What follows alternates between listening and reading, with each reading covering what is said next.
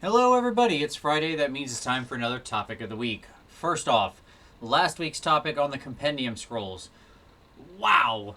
A lot of people with a lot of thoughts on that one and extremely varied opinions. Uh, I don't even know where to begin with the various opinions to that. We got, so many different attitudes and concepts on it. We even got Ant to come back out, HR from the Sustainable, previously of the Sustainable Center, to give a response.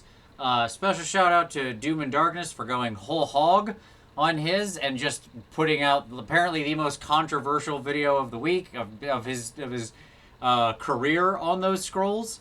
He advanced a strong opinion, and people did not necessarily agree with him, but some did. What I love about it is how bifurcated he sort of made it by taking hard to one side. So, and he and I chatted some about it. It was all obviously in good fun. All of these are. Don't be mad at Doom. Uh, Everybody is entitled to their fun little opinion on these scrolls. That's why we discuss them in the topic of the week, because it's fun. All right. So this week, for this week's topic, I wanted to talk a little more about narrative, but in a specific way. So we've talked about narrative in your war games before for our topic of the week, but this week I want to turn to something very specific. The narrative story is guiding the games we play a lot more, in sort of across the board for what I play. Um, when I look at Age of Sigmar, obviously, what happened in last summer's campaign is now shaping, the releases and the order of them and what's going on in the story this year. And so I think that's really good. We're starting to get some kind of rhythm there.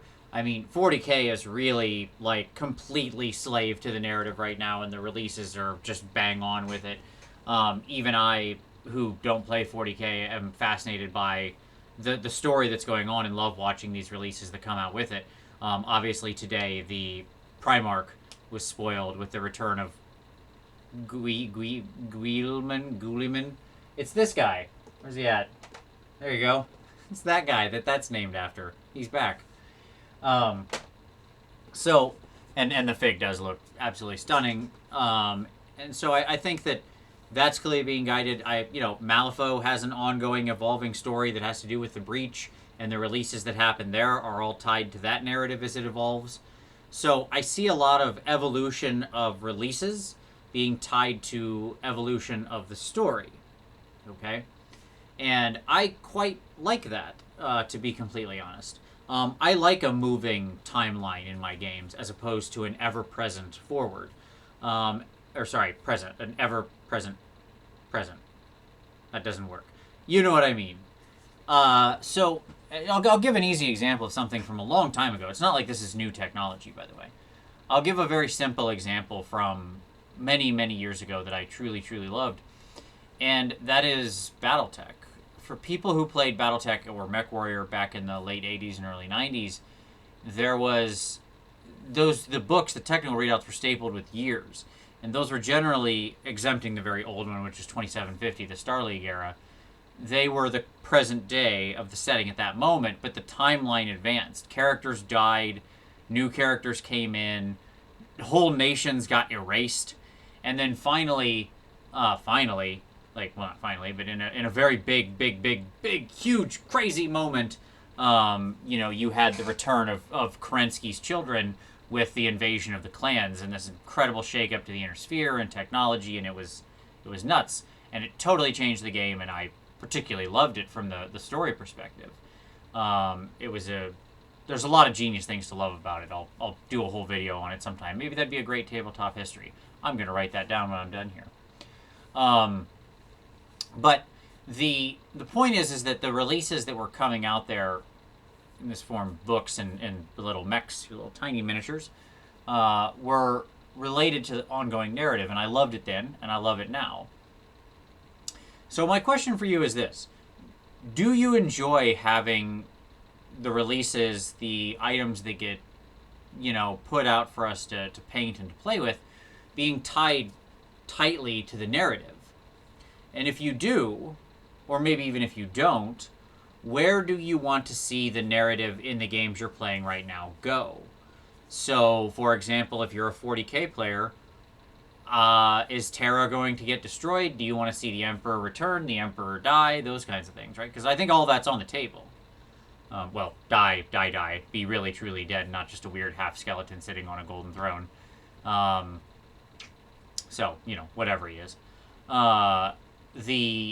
Those sorts of things. Where do you want to see it go? I know for me, with, say, Age of Sigmar, I want to see this evolution get even tighter. And I want to see more really, key tied-in releases.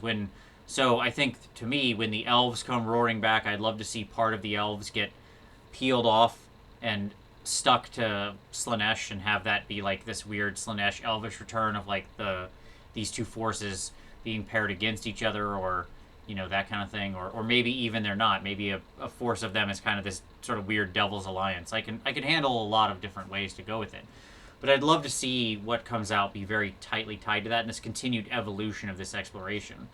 More human cities in the realms, more day-to-day stuff as we're getting now. I'd love to see more releases tied to that and to the survival of humanity out in the realms as the Chaos Wall is pushed back. I think that's cool. So those are the kind of things I want to see. But I want to know what you want to see.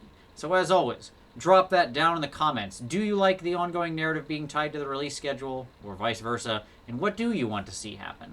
Throw it down there. Or, of course, make a response video. All the responses will be linked down below. And, of course, last week's video is down there, too. So if you want to go watch all the crazy responses to last week's video, you can click right there. Thank you very much, everybody, for watching. Truly appreciate it. Look forward to your comments. And as always, we'll see you next time.